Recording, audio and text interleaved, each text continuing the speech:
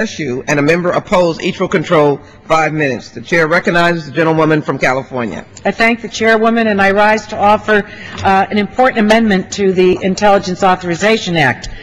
Madam Chairwoman, many of the provisions that I've supported and authored are already in the legislation that was reported out of the committee. Today I'm offering this amendment to address a problem that arose after our consideration of the bill last year.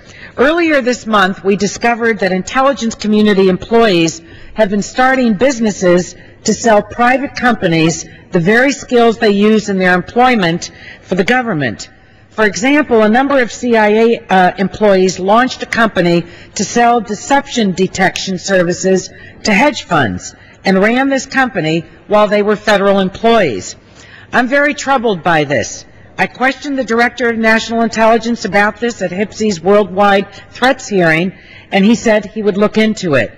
While waiting for a formal answer, I discovered, to my great surprise, that this activity had already been approved by their agencies. Clearly, we need to tighten up that process. All federal agencies are required to have conflict of interest guidelines that set limits on employees outside employment. Now, these guidelines are developed jointly by the agency and by the Office of Government Ethics, but the DNI has not issued intelligence community-wide policy guidance on conflicts of interest for outside employment. So this amendment does two things.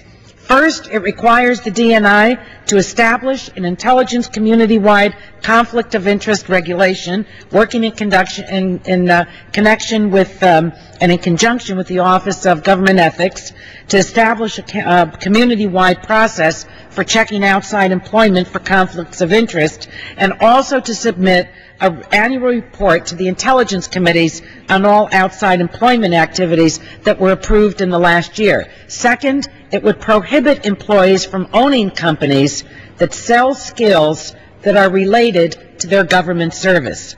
I think that government employees, and especially those in the intelligence community, should adhere to the highest ethical standards. The American people have to have confidence that government employees are working in the best interests of the nation and not in just a personal self-interest. I want to thank my colleagues from the HPSCI, Representatives Tierney, Boren, Schakowsky, Thompson, Holt, Rogers, and Myrick for co-sponsoring this amendment, and I urge the adoption of it. And I believe that, I don't know how much time I have left, Madam Chairwoman, but I'd be happy to 2.5 minutes is remaining in your...